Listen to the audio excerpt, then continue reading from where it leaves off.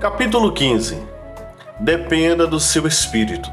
Em Marcos, capítulo 11, versículo 23 e 24 está escrito: Porque em verdade vos digo, que qualquer que disser a este monte, erga-te e lança-te no mar, e não duvidar em seu coração, mas crê que se fará aquilo que se diz, tudo o que disser lhe será feito.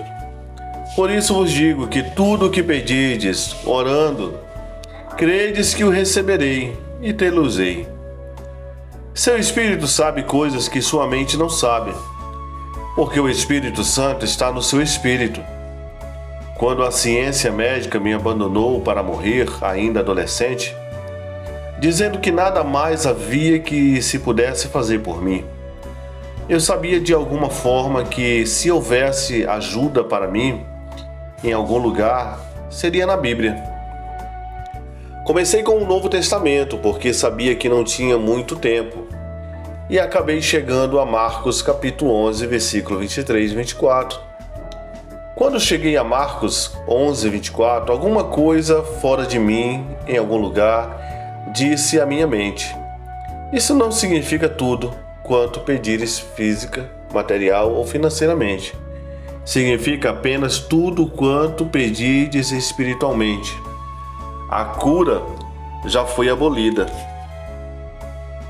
Procurei persuadir meu pastor a contar-me o que esse texto bíblico realmente significava. E ele não fez. Um pregador finalmente veio e afogou a minha mão e adotou uma voz profissional dizendo: é só ter mais paciência, meu filho. Dentro de mais alguns poucos dias, tudo terá acabado. Aceitei o veredito e fiquei deitado aguardando a morte. Foram 2 meses antes de eu ler a Bíblia, voltando a Marcos, capítulo 11, versículo 23 e 24. Eu disse: Senhor, procurei arrumar alguém para me ajudar e não consegui. Vou dizer-te, pois, o que eu vou fazer. Simplesmente vou aceitar literalmente o que tu disser na tua palavra. Quando estavas aqui na terra, tu a disseste. Eu vou crer nisso. Se tu não mentistes a respeito, vou sair dessa cama, porque posso crer naquilo que tu disseste que posso crer. Tive a seguinte ideia. Custou-me muito tempo, porque tinha uso limitado das minhas mãos. As pessoas apoiavam a Bíblia na minha frente e eu virava as páginas.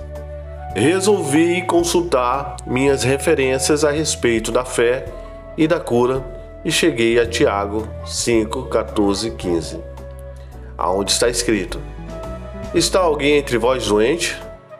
Chame os presbíteros da igreja e ore sobre ele, ungindo-o com azeite em nome do Senhor. E a oração da fé salvará o doente, e o Senhor o levantará. E se houver cometido pecado, ser-lhe-ão perdoados. Eu pensava que todas as demais passagens sobre cura e todas as demais promessas ligadas à oração dependiam disso. Pensava que era obrigatório chamar os presbíteros da igreja, e não é obrigatório. Você poderá chamá-los se precisar. Comecei, pois, a exclamar: querido Senhor, se preciso chamar os presbíteros da igreja para me ungir com óleo a fim de ser curado, não posso ser curado. Não conheço algum presbítero da igreja que crê nisso. E já havia 6 meses que eu fora salvo, e nunca ouvira uma voz interior. Não estou falando a respeito da voz do Espírito de Deus. Ela é mais autoritária. Estou falando daquela voz tranquila e suave do meu espírito. Meu espírito me disse: você notou aquele versículo que diz que a oração da fé salvará o enfermo? Tive de olhar outra vez. Tinha fixado minha mente nos presbíteros e não notara naquela parte. Sim, eu disse em voz audível. É o que o versículo diz. Veio como um verdadeiro choque para mim. Depois, no meu interior, as seguintes palavras foram faladas: você pode fazer aquela oração tão bem como qualquer outra pessoa. Aleluia! Mas a minha educação espiritual foi lenta exatamente como a sua. Permaneci mais 9 meses naquela cama antes de finalmente ver que tinha de crer que já recebera a minha cura, antes que ela se manifestasse. Foi enquanto orava e dizia: creio que recebo a minha cura, que percebi o que devia fazer. Falei: creio que recebo a cura desde o alto da minha cabeça até as plantas dos meus pés. Depois comecei a louvar a Deus, porque acreditava que recebera a minha cura. Outra vez, no meu interior, ouvi essas palavras. Não era aquela voz autorizada, mas simplesmente uma voz tranquila e suave, tão fraca que não teria ouvido se a minha mente e o meu corpo tivessem sido muito ativos. Agora você crê que está sã.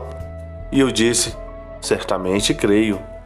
Aquela voz interior disse: levante-se, portanto.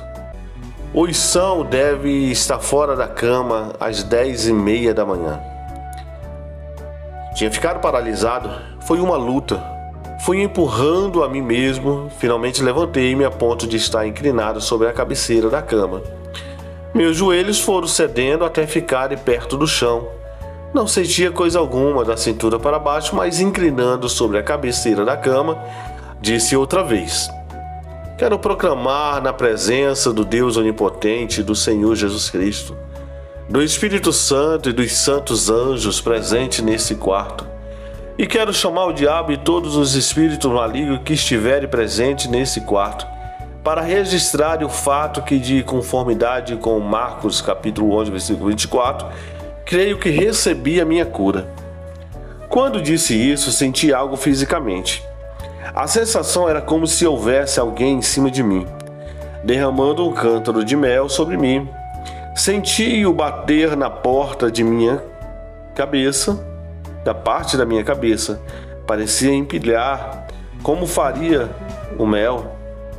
Depois começava a escoar lentamente sobre mim, descendo pelo meu corpo. Tinha um ardor caloroso.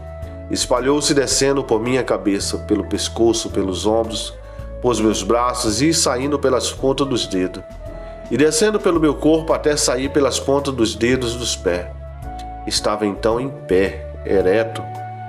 Tenho andado ereto desde então. Mas quero que você perceba o seguinte. Escutei o meu espírito. A fé do espírito. A sua fé não funciona plenamente até você aprender alguma dessas coisas. Aprenda a depender daquele que está em você. Aprenda a desenvolver o seu espírito. E tenha fé na sua fé.